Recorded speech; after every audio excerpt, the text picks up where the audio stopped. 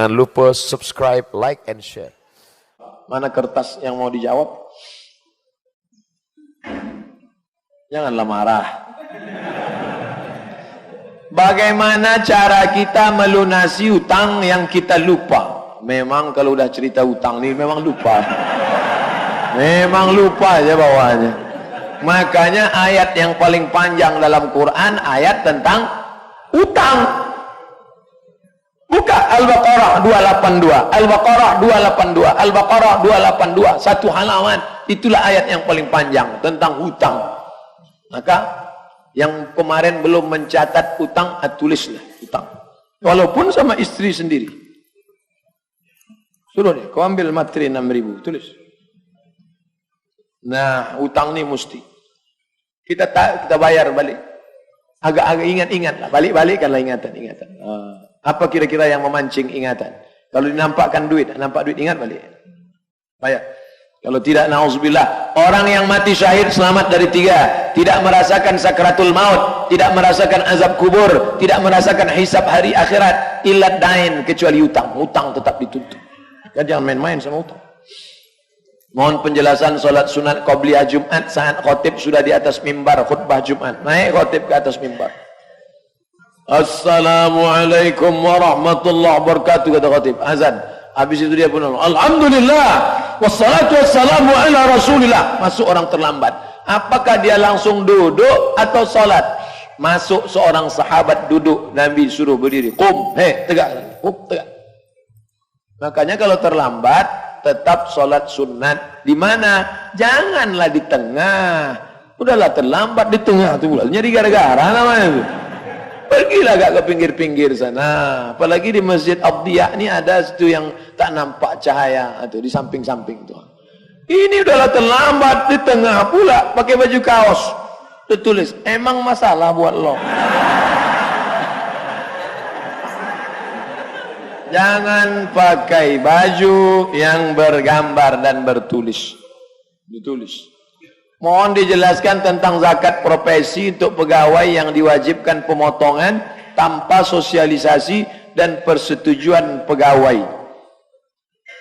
Mana ada cerita setuju tak setuju lagi? Ini cerita zakat ini kan ketika kita bersyahadat. Asal sudah asyhadu an la ilaha illallah wa asyhadu anna Muhammad Rasulullah, wajib kau berzakat. Wajib lari pagi bagi tentara. Yang tidak tentara tak wajib lari pagi. Maka kalau tidak mau lari pagi, jangan masuk tentara. Semua yang tidak tentara tak wajib lari pagi. Tapi kalau sudah masuk tentara, wajib lari pagi. Siapa yang tidak mau lari pagi, jangan masuk tentara. Siapa yang tak mau berzakat, tak usah masuk Islam. Murtadlah kami Pak Ustaz. Silahkan. Neraka masih banyak sip lagi. Apa kata Umar bin Khattab? Wallahi demi Allah, la uqatilanna, aku akan perangi mereka. Aku perangi mereka. Kukirim pasukan tentara kepada mereka yang tak mau membayar zakat. Wallahi demi Allah, kata Abu Bakar Siddiq radhiyallahu anhu, bayar zakat. Riba bank, banyak bilang bank syariah sama saja. Bagaimana menurut Pak Ustaz? Dia tak tahu, tak paham. Ini bank ini menuju syariah. Saya baru pulang dari Kuala Lumpur, ceramah di bank rakyat. Saya tengok bank rakyat, musibah. Kita di mana-mana ceramah bank haram, dibawa ceramah ke bank rakyat. Haram ini. Sampai di dalam, apa kata direkturnya Ustadz Somad, bank rakyat Malaysia ini sudah berubah menjadi Islamic Bank. Dari bank konvensional, BRI-nya itu kalau di Indonesia, BRI-nya itu Islamic Bank. Di Indonesia ini bank negara yang berubah menjadi Islamic Bank baru 2. Satu Aceh, satu lagi NTB. Aceh kenapa bisa? Karena di sana penerapan syariat Islam. NTB kenapa bisa? Gubernurnya hafal Quran. Bisa. Kenapa tak bisa? Bisa berubah menjadi bank syariah. Sama aja Pak Ustaz. Bank syariah itu sama aja dengan bank konvensional. Bedanya cuma 3. Pegawainya pakai jilbab, masuk assalamualaikum, akad pakai bismillah. Ada yang ngomong begitu, dia nggak ngerti. Makanya kalau nggak ngerti, mengerti. Panggil pakar ekonomi syariah di sini, undang ceramah dia sekali. Ini kan judulnya masjid sebagai pilar. Bawa kemari Ustadz Hasbollah LCMA. LC Al-Azhar, MA dari Universitas Amerika di Kairo, cabang jurusan ekonomi Islam. Minta dia jelaskan, gimana sebenarnya ekonomi Islam itu? Biar dijelaskannya sejelas-jelasnya. Tak juga jelas, entahlah. Doanya Pak Ustadz agar segera diberi keturunan anak-anak yang soleh nanti kita. Susahkah bagi Allah membuat Sarah yang diponis mandul tua takkan mungkin punya anak? Punya anak bisa. Sarah mandul tua, Ismail lahir umur Ibrahim 86 tahun, 13 tahun umur Ismail baru lahir Ishak, 99 tahun umurnya, bisa punya anak. Innama amruhu iza arada syai'an ayakula lahu kun fayakun. Lalu kenapa kami tak punya anak Pak Ustaz? Allah ingin melihat munajat engkau tengah malam berdoa melelehkan air mata. Allah hanya ingin melihat kau berdoa, tapi tetap usaha. Ada yang mengatakan makan kurma muda, makanlah. Ada yang mengatakan banyak makan daun-daun muda, makanlah. Ada yang mengatakan Pak Ustaz robah jadi bini muda, jangan. Bagaimana beda ikhlas dengan ridho Pak Ustaz? Saya solat lillahi ta'ala, Allahu Akbar, itu ikhlas. Puasa karena Allah Ta'ala, ikhlas namanya. Menerima ujian, itu namanya ridho. Tidak berkeluh kesah, kenapa anak aku yang sakit, kenapa suamiku yang mati, kenapa? Itu tidak. Kalau menerima itu plong, itu namanya ridho. Orang kita ini banyak salah kaprah. Meninggal istrinya, udah ikhlaskan aja ya Pak, ikhlaskan ya. Itu bukan ikhlas, ridho. Salat karena Allah, beribadah karena Allah, itu ikhlas. Menerima ujian Allah dengan lapang dada, itu ridho namanya. Makanya tadi yang dibacakan Pak JM tadi, raditu billahi rabba, aku ridho Allah sebagai Tuhanku, apapun yang mau kau kasih aku ridho ya Allah. Makanya ada ketika seorang bapak-bapak meninggal istrinya, tak ada dia menangis melelehkan air mata. Bapak tak menangis, ridho saya Pak Ustaz. Memang udah lama saya tunggu Pak Ustaz. Ini bukan ridho, ini tak betul ini. Katanya Nabi itu kan bisnismen, iya. Uangnya banyak, iya. Kenapa atap rumahnya cuma daun kurma yang dikeringkan? Bedakan antara miskin dan hidup bersahaja. Jangan katakan Nabi miskin. Dia hidup bersahaja. Saya ketemu dengan orang naik Vespa buruk, padahal duitnya banyak. Kenapa tak dibelinya mobil mewah? Dia bisa beli mobil mewah, tapi dibelikannya untuk sekolah anak yatim. Karena menurut dia mobil mewah akan membuat aku tersiksa, sekolah anak yatim akan aku tuai di akhirat. Pernah Ustaz ketemu orang seperti ini? Pernah. Makhluk-makhluk unik ini banyak saya temui, tapi jumlahnya tak banyak. Perlu dibudidayakan.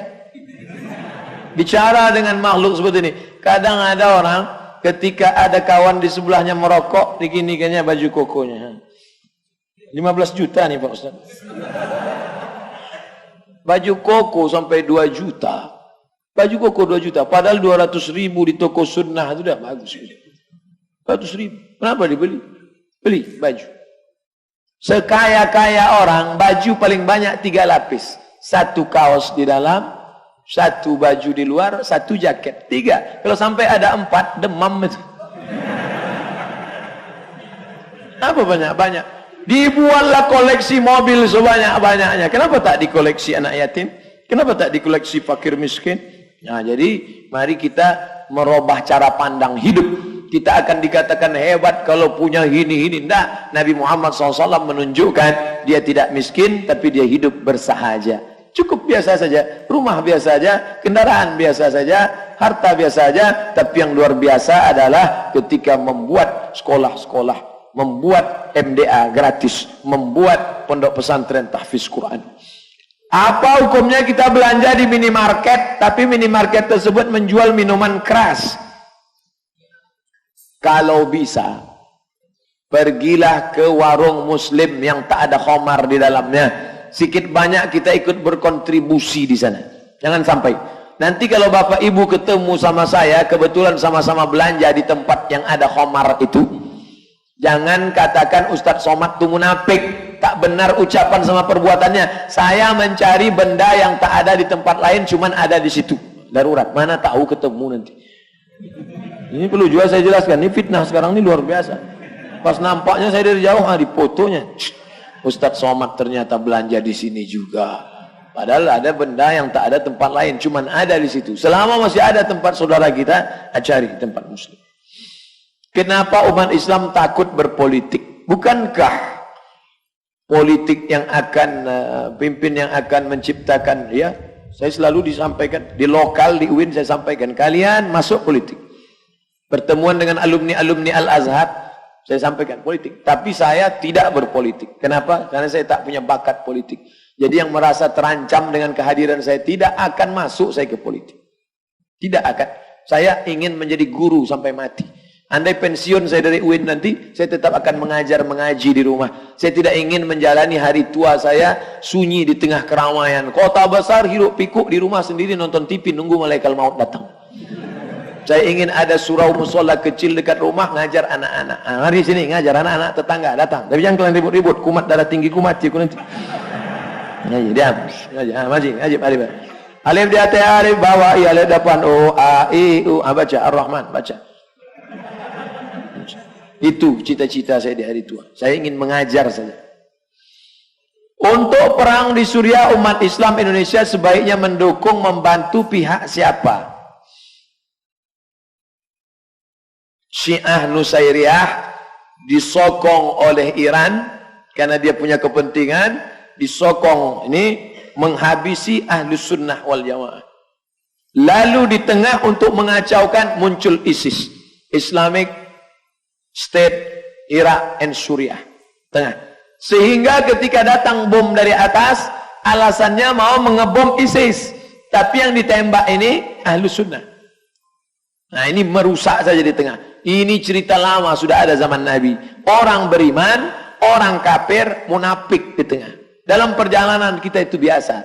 Dalam perjalanan dakwah pun biasa. Dalam barisan kita itu pasti ada 3. Beriman, kafir, munafik. Menghadapi kafir, insya Allah kita bisa. Menghadapi munafik ini yang payah. Menikam dari belakang. Menggunting dalam lipatan, menjegal kawan seiring. Na'udzubillah. Mudah-mudahan kita diselamatkan dari munafik. Satu surat khusus dalam Al-Quran. 114 surat. Satu surat untuk dia. Surat Al-Munafiqun. Menunjukkan dia tetap eksis sampai hari kiamat. Makanya kita diajarkan Nabi. Azab yang paling mengerikan. Azabnya orang munafik. Fiddarkil asfal. Di dalam keraknya neraka.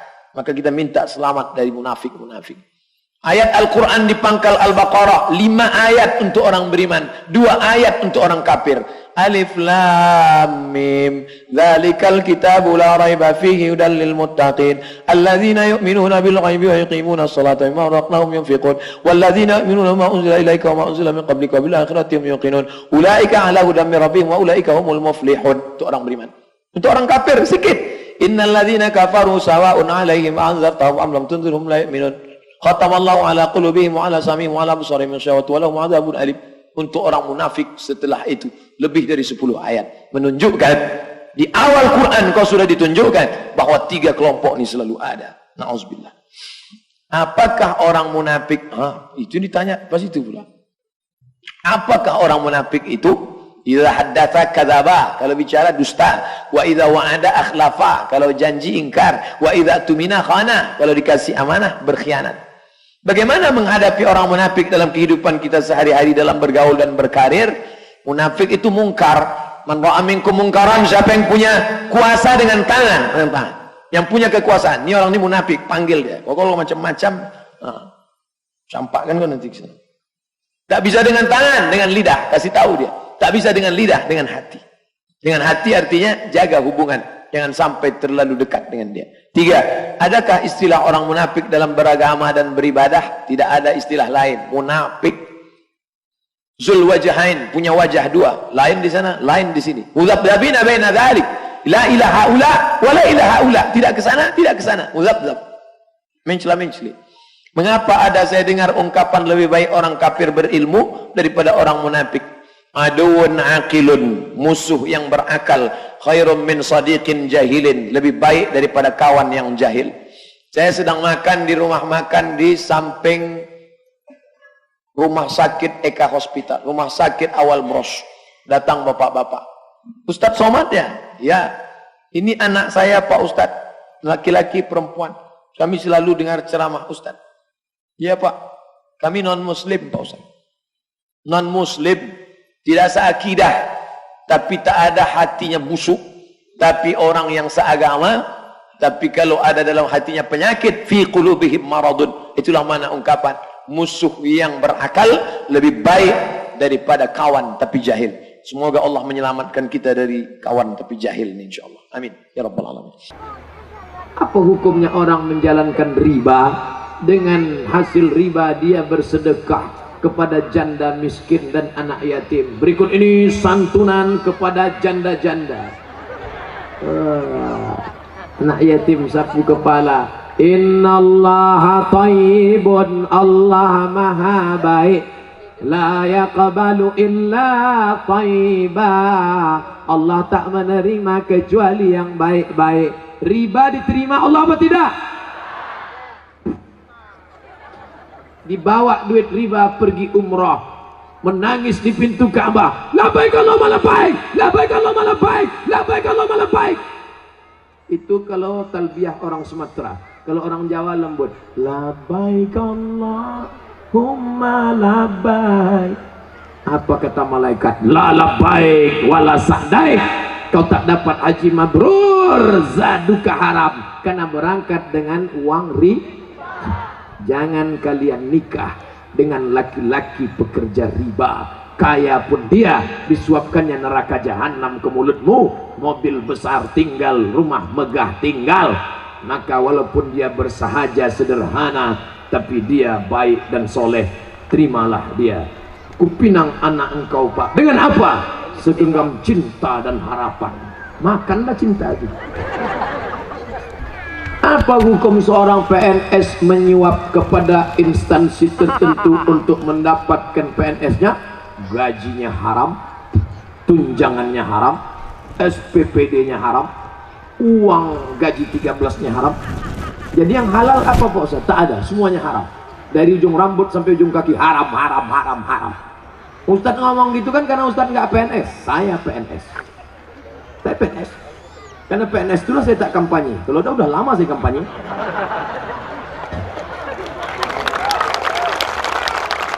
Saya ikut tes PNS, pelamar umum, ikut dari awal sampai akhir, tas tes, tas tes, tas tes, tas tes, sampai puncaknya.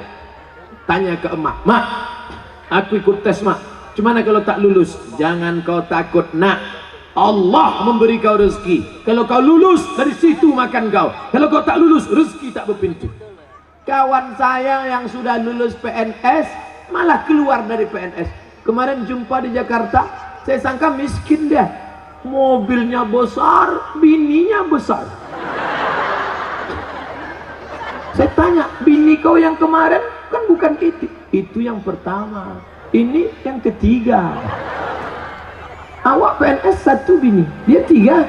Mau PNS apa tak PNS? Takut dia. Ketahuan anggota ISTI, Ikatan Suami Takut Bini. Jangan takut tak PNS. Nah, rezeki tak berpintu diberikan Allah. Itulah letak akidah. Sungguh sangat membahagiakan saya bisa melihat Ustadz secara langsung. Gara-gara itulah aku tegak di depan nih. Kalau di situ kan jauh. Jamaah ini datang mau menengok Ustadz Somad itu ada apa tidak? Nyata tidak? Jangan-jangan alam goib dia. Biasanya kami cuma lihat di TV Pak Ustadz. TV One memang beda. Saya mau nanya Pak Ustadz. Ya, saya punya pacar. Janganlah pacaran lagi. Pulang dari sini, yang punya pacar putuskan, buanglah mantan pada tempatnya. Janji? Janji. Jangan ada dusta di antara kita. Kami pengen nikah karena kami takut khilaf, takut terbawa dosa. Tapi orang tua kekasih saya tak mengizinkan kami menikah. Saya tidak tahu apa alasannya. Mungkin karena saya orang susah. Jangan kau sendiri datang ke rumahnya. Kau bawalah ustadz-ustadz yang ada di belakang. Bawa Ustaz Ican, Ustaz Dahrizal. Ustaz Ican, tolong kawani aku ke rumah calon mertua. Saya kemarin gitu.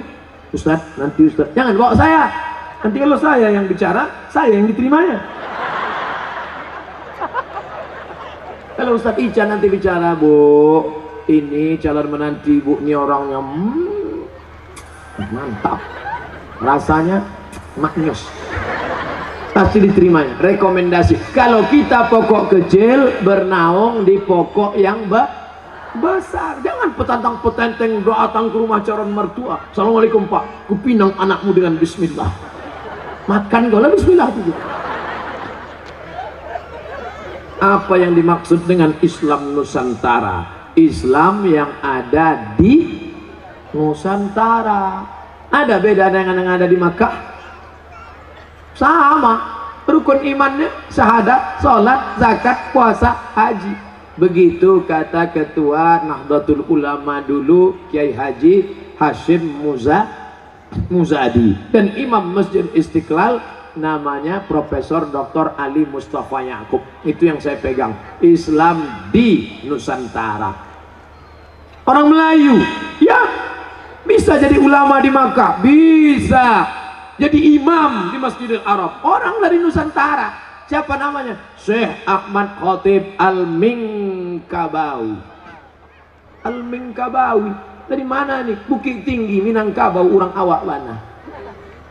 Bisa. Oleh sebab itu maka Islam di Nusantara. Tak ada beda dengan yang ada di Makkah, di Madinah, di Mesir, di Kairo. Apakah sah wudhu kami jika ambil wudhu menambah membasuh pundak belakang leher sebelum membasuh kaki? Ibu saya melakukan itu. Dibasuhnya leher sampai ke pundak. Hadisnya apa? Fa'atilu. Kalau kalian berwudhu, nanti wudhunya itu sebagai cahaya hari kiamat.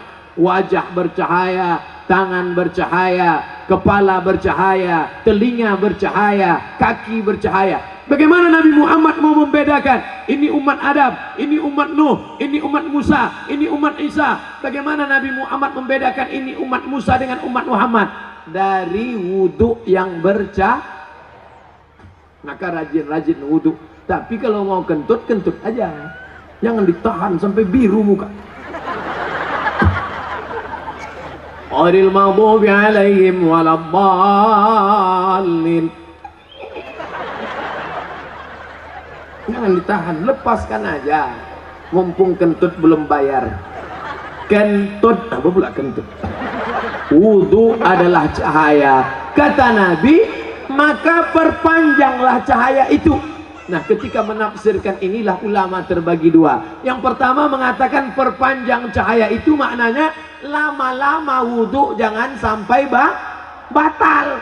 Tapi kelompok kedua mengatakan perpanjang wudhu artinya diperpanjang lebih daripada batasnya. Waktu menyapu muka diperpanjang sampai ke leher. Supaya apa? Cahayanya. Jadi kalau ada nanti yang berwudhu dibasuhnya sampai leher sampai ke tengkuk, itu sebetulnya dia ingin memakai tafsir yang kedua. Tak salah. Oh, kalau gitu Pak Ustadz, aku jangan sampai leher, masuk aja ke dalam bak. Jangan, itu mandi namanya. Apakah pacaran dilarang dalam Islam? Tak boleh pacaran. Laki-laki durian, perempuan timun. Timun yang ranum, yang mengkal, yang cantik dekat dengan durian. Yang rugi siapa? Timun. Kalian timun-timun kalau dekat sama durian paling tidak sobek sikit. Timun tuh diam aja deh. Durian tuh diam aja. Ada timun yang tak sobek. Apa? Timun plastik. Oleh sebab itu maka jaga kehormatan kalian anak-anakku. Bohong semua itu pacaran. Jalan sana jalan sini. Adinda, hati-hati ya, awas jatuh ya. Begitu dah nikah, mana mata kau tuh? Ada pacaran itu bohong. Yang rugi kalian pacaran-pacaran, bonceng sana bonceng sini, bonceng sana bonceng sini, masuk angin. Oh, yang hamil 9 bulan laki-laki apa perempuan? Perempuan. Yang melahirkan meregang nyawa laki-laki apa perempuan? Perempuan. Yang laki-laki ditinggalkan kawin dia sama orang lain. Jangan mau. Bohong, gombal. Yang percaya sama laki-laki. Ustadz kok tahu? Saya kan laki-laki. tapi tidak semua laki-laki macam itu. Apa hukum bersalaman antara guru dengan siswa yang tidak mahram? Saya guru, saya ini guru, masih ngajar, punya murid. Kalau mahasiswi saya dulu waktu baru pulang dari kuliah masih ganteng-gantengnya waktu itu. Sekarang masih juga, cuman dulu lebih ganteng. Waktu pas saya ngajar, datanglah mahasiswi, Ustaz, saya gini, Ustaz, mau dipegang takut berdosa, mau tak dipegang jarang-jarang dapat. A. Siapa yang melarang? Aqidah li ayyut'ina ala ra'si ahadikum, dicucukkan paku dari api neraka ke kepala kamu lebih baik daripada menyentuh tangan perempuan yang tidak mahram. Dia kan udah macam murid saya, dia kan udah macam kakak saya, dia kan udah macam adik saya. Berawal dari macam, berakhir dengan macam-macam. Ingat, kejahatan terjadi bukan hanya karena ada niat dari pelakunya, tapi juga karena ada kesempatan. Waspadalah. Ustaz, bagaimana menurut Ustaz tentang jamaah tabligh? Abdul Somad menceramahi orang yang baik-baik, betul? Orang yang udah berjilbab, yang orang sudah suka pengajian, orang yang sudah ke masjid, ini yang diceramahi Abdul Somad. Tapi ada preman tengik pemain biliar, ada preman yang di terminal, ada orang yang belum pernah ke masjid, ada orang yang belum pernah mendengar tabligh akbar. Siapa yang menceramahi mereka? Jamaah tabligh yang datang ke pintu. Assalamualaikum Pak, Assalamualaikum Pak. Apa? Buka-buka. Ayo ke masjid Pak. Jangan ajak ke masjid. Besok datang lagi, Bapak, ayo ke masjid Pak. Jangan ajak aku lagi. Jangan. Diselamatkannya. Besok terbangun. Kau yang menyelamatkan dia. Akhirnya tobat Bapak ini. Gara-gara siapa? Gara-gara jamaah tabligh tak pernah diundang. Jamaah tabligh tak pernah dikasih honor. Jamaah tabligh tak pernah difasilitasi.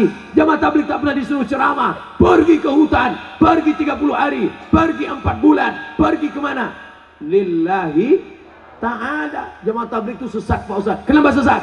Karena pakai sorban. Nabi Muhammad pakai sorban. Jamaah tabligh itu sesat Pak Ustaz. Kenapa sesat? Karena berjenggot. Nabi Muhammad pakai jenggot. Jadi kalau ada orang ngejek sorban dan jenggot, berarti mengejek Nabi Muhammad sallallahu alaihi wasallam. Ustaz Somad kenapa tak bersorban? Kepanasan. Kenapa tak pakai jenggot? Belum tumbuh. Yang berjenggot jangan mengejek yang tak berjenggot. Yang tak berjenggot jangan ngejek yang berjenggot. Aku nengok kau berjenggot ni macam kambing. Oh, aku kambing ya. Kau tak berjenggot anjing. Akhirnya bertinju antara anjing sama kambing. Yang ketawa siapa? Monyet. Apakah anak maaf? Apakah anak maaf hasil hubungan di luar nikah dapat menjadi anak soleh soleha dan menghafal Quran jika kedua orang tuanya sudah bertaubat dan memberikan nafkah halal? Ada nggak anak zina? Tidak ada anak zina. Yang berzina itu anaknya apa bapaknya? Bapaknya. Anak itu suci. Mana dalilnya? Ma min mauludin illa yuladu alal fitrah. Tidak ada satupun yang lahir ini melainkan dalam keadaan fitrah. Ma makna fitrah? Apa arti fitrah? Kata Abu Hurairah radhiyallahu anhu, fitratul Islam. Anak itu sudah lahir membawa fitrah Islam, suci, bersih. Fa abawahu yuhawwidanihi. Kedua orang tuanya menyebabkan dia menjadi Yahudi, au yunassiranihi, merubahnya menjadi Nasrani, au yumajjisanihi, merubahnya menjadi Majusi. Maka jangan katakan dia anak zina, karena yang melakukan perbuatan dosa itu adalah bapak dan ibunya. Oleh sebab itu anak ini suci, dia bisa menjadi penghafal Quran, dia bisa menjadi imam. Jangan cari-cari asal usulnya. Dia adalah orang-orang yang baik, tapi perbuatan orang tuanya itu. Kalau orang tuanya bertobat gimana Pak Ustaz? Illa man taba, siapa yang bertobat, wa amana, beriman, wa amila amalan salihah. Kalau dia bertobat, beriman, beramal soleh, ulaika yubaddilullahu sayyiatihim hasanat. Semua dosa-dosa diganti Allah dengan yang baik-baik. Mudah-mudahan kita jangan sampai melakukan perbuatan dosa. Andai pernah berdosa, segera bertaubat nasuha. Astaghfirullah Rabbal baraya, astaghfirullah minal khataya. Ya Allah, jagalah anak-anak kami ini dari pergaulan bebas. Saya seandainya ditawarkan malaikat lagi, hai Abdul Somad, mau nggak muda lagi? Nggak sanggup saya. Zaman saya muda dulu, untuk kenalan sama perempuan susah. Belum mau dekat aja mau gemetar. Nama. Zaman sekarang tinggal ketik WhatsApp, tinggal cari di FB, cari namanya, cari langsung makan bakso 2 kali selesai. Luar biasa. Makanya kalau di zaman edan begini, zaman internet, Twitter, zaman warnet, zaman game online, mudahnya komunikasi dengan perempuan. Masih ada anak muda yang datang maulid, masih ada anak mengidolakan ustadz, masih ada anak yang selamat dari narkoba, masih ada anak yang mau sholat di masjid. Itulah nikmat yang terbesar. Maka orang tua mesti bersyukur punya anak yang soleh. Ini yang hadir malam ini semuanya soleh-soleh semua.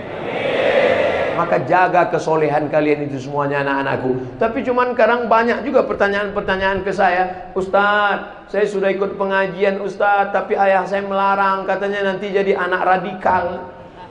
Ustadz, saya sudah ngaji Ustadz, tapi kata mama saya nggak usah pakai jilbab, nanti payah cari suami. Ustadz, saya sudah ngaji Ustadz, tapi kata ayah saya dia nggak sholat. Jadi saya lihat sekarang ini dunia sudah terbalik, bukan kenakalan anak muda, tapi kenakalan orang tua. Mudah-mudahan orang tuanya taubat segera.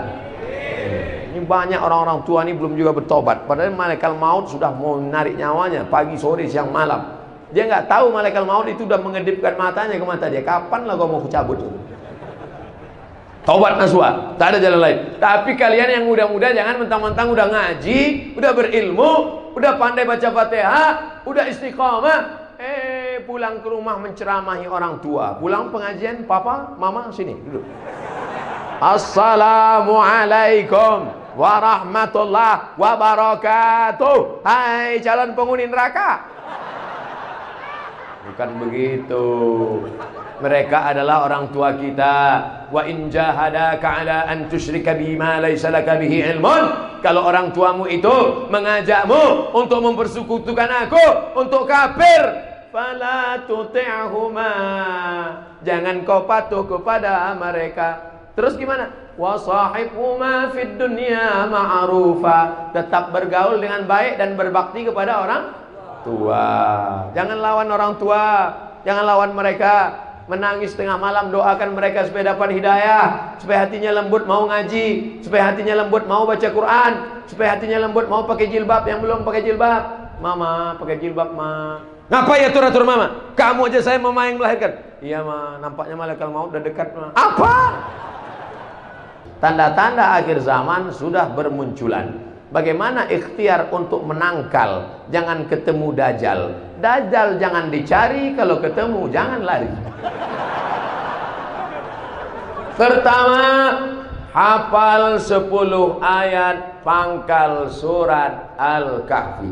Kedua, baca surat Al-Kahfi malam Jumat. Man qara'a surat Al-Kahfi yawmal jumu'ati adha'a lahum min nur ma bainal jumu'ataini. Dibaca Jumat ini, maka Allah berikan pencerahan sampai Jumat berikutnya. Apa makna diberikan cahaya? Bisa membedakan antara yang hak dengan yang batil. Sekarang jangankan Dajjal, Dajjal KW aja datang kita udah bingung.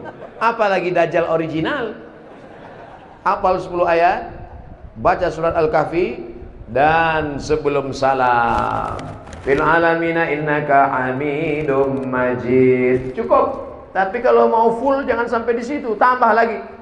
Allahumma fir lima qaddamtu wa ma akhartu wa ma asrartu wa ma a'lantu wa ma asraftu wa man ta'lamu bi minni antal muqaddim wa antal muakhiru la ilaha illa anta subhanaka inni kuntu minadh dhalimin.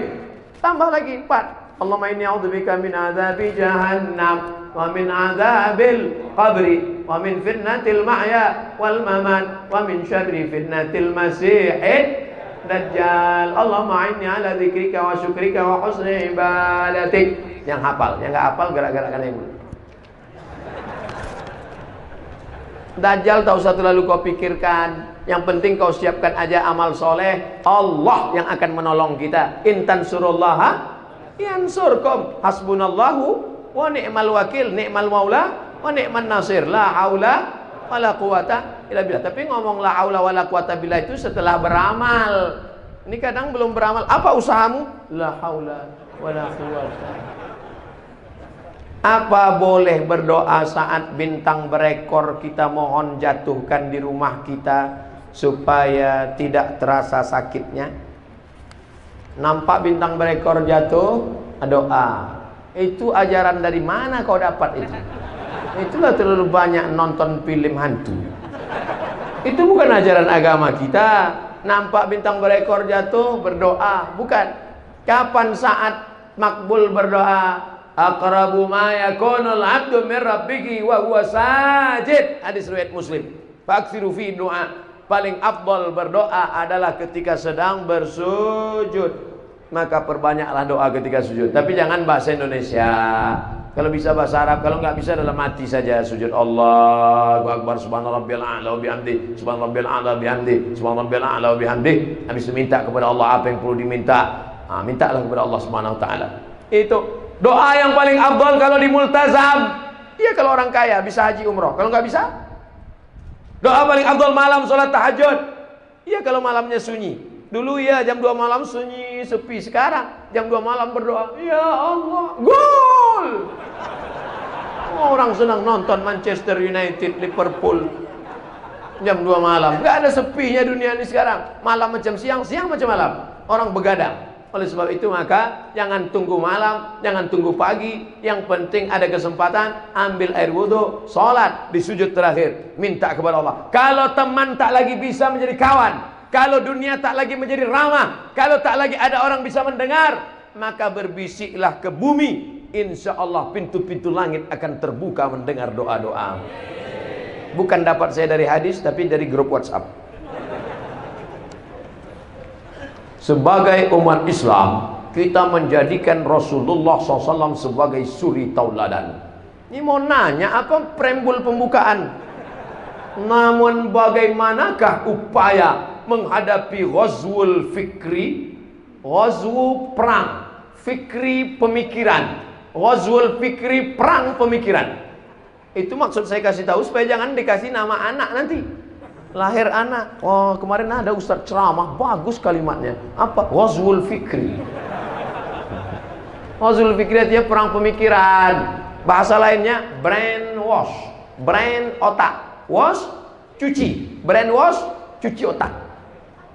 Kulitnya kulit kita, wajahnya wajah kita, tapi otaknya sudah dicuci pakai deterjen barat. Nauzubillah. Perang pemikiran yang gencar dilakukan musuh Allah, meracuni pemikiran umat Islam. Bagaimana melindungi keluarga dari ghazwul fikri, perang pemikiran tersebut? Maka mesti mendalami agama Islam. Paling tidak dalam pelajaran sekolah harus ada 5. Pertama, akidah akhlak. Yang kedua, Quran hadis. Yang ketiga, fikih. Yang keempat, sejarah Islam. Yang kelima, bahasa Arab. Kalau di sekolah itu ada 5 pelajaran, masukkan. Kalau tidak ada, cari sekolah lain. Kalau mahal, cari yang tadi. Maka anggota dewan, legislatif, DPR harus memperbaiki kualitas pendidikan anak Islam Indonesia. Allahu Akbar, jangan tepuk tangan. Tepuk tangan dalam masjid dah pun. Yang udah tepuk tangan tadi ganti. Kalau ada macam mana, Allahu Akbar, nah gitu langsung. Pas tangannya mau tepuk tak jadi, Allahu Akbar. Nah, itu dia. Sampai mana tadi? Lupa. Ustaz, sekarang sekolah anak, Bapak nanti pulang ke rumah, lihat jadwal pelajaran SMP, SD, SMA. Pendidikan agama Islam 2 jam sampai 4 jam seminggu. Mau dapat apa? Itulah nanti dia jadi sekuler liberal. Umur 40 dia mulai mencari agama. Sudah punya rumah, sudah punya anak, sudah punya mobil, sudah tenang, tapi agama dia hilang, rapuh. Tapi kalau dibekali dari awal, tidak ada solusi selain pondok pesantren. Tak sanggup pondok pesantren, Islamic boarding school. Sama Pak Ustaz? Iya betul sama. Full day, masuk pagi, pulang petang. Yang penting ada 5 pelajaran. Quran, hadis, akidah, akhlak, sejarah Islam, fikih, bahasa Arab. Barulah dia insya Allah akan selamat dari ghazul fikri. Kalau tidak, na'udzubillah, bisa-bisa dia menjadi ateis. Tidak. Tuhan, isma, keyakinan. Keyakinan yang meyakini tidak ada Tuhan. Tidak ada itu Tuhan. Dia tetap ikut hari raya dengan kita. Dia tetap ikut makan ketupat dengan kita, tapi tidak meyakini ajaran agama Islam. Nauzubillah, murtad. Nauzubillah, nauzubillah, semua nauzubillah. Ya Allah, selamatkan anak cucu kami daripada liberal sekuler. Apa makna Islam rahmatan lil alamin? Kenapa Allah tidak mengatakan wa ma arsalnaka illa rahmatan lil muslimin? Kalau begitu Nabi Muhammad rahmat hanya bagi orang Islam. Ketika Nabi akan melepas pasukan menuju Mu'tah, apa nama tempatnya? Mu'tah, bukan Muntah. Mu'tah. Apa pesan Nabi? Satajiduna rijalan fis sawami'. Kalian akan berjumpa dengan pendeta-pendeta di rumah-rumah ibadah non-muslim. La ta'ridu lahum. Jangan ganggu pendeta. La taqtulu sabiyan murdi'a. Jangan bunuh anak kecil yang menyusui. Wala syaikhan faniya. Jangan bunuh orang tua renta. La taqiranna nahlan. Jangan cabut pohon korma. La taqta'unna sajaratan. Jangan potong pokok kayu. La tahdimu buyutan. Jangan hancurkan rumah. Adakah aturan perang seperti ini zaman dulu? Gak ada. Zaman dulu kalau sudah perang, ratakan rumahnya dengan tanah, bunuh laki-lakinya, ambil anak gadisnya. Kiki. Tapi Nabi SAW jangan ganggu pendeta, jangan bunuh anak kecil, jangan cabut pohon korma, jangan potong pokok kayu, jangan hancurkan rumah. Adakah pendeta dapat rahmat dengan datangnya Muhammad SAW? Ya, tak boleh diganggu, karena mereka bukan objek perang. Itu salah satu makna wa ma arsalnaka illa rahmatan lil alamin. Tak usah cerita bagaimana Nabi memuliakan orang tua, memuliakan ulama. Sedangkan dalam perang yang hancur lebur saja pun dia tetap mengajarkan keselamatan, kedamaian. Makanya agama kita ini namanya bukan Muhammadinism, bukan ajaran Muhammad dikatakan, tapi agama kita ini waraditu lakumul Islam diambil dari kata salam. Salam artinya peace, damai. Pipis kencing. Peace, damai. Islam ini agama damai. Allah yang kita sembah itu namanya Maha Damai. Allahumma antas salam. Dari mana kedamaian? Dari Dia. Wa minkas salam. Kedamaian akan kembali kepada Dia. Wa ilaika ya'udus salam. Damaikanlah kehidupan kami ya Allah. Fa'aina rabbana bisalam. Masukkan kami ke dalam tempat yang paling damai. Wa adkhilnal jannata darussalam. Siapa itu orang muslim ya Rasulullah? Man salimal muslimun min lisanihi wa yadihi. Selamat orang lain dari lisannya dan tangannya. Lidahnya tidak menyakiti hati orang, tangannya tidak mengganggu orang. Itulah orang Islam. Kalau ada orang mengaku Islam, sholatnya rajin, puasanya banyak, tapi mengganggu orang, Islam apa tak Islam? Bukan Islam. Jangan lupa subscribe, like, and share.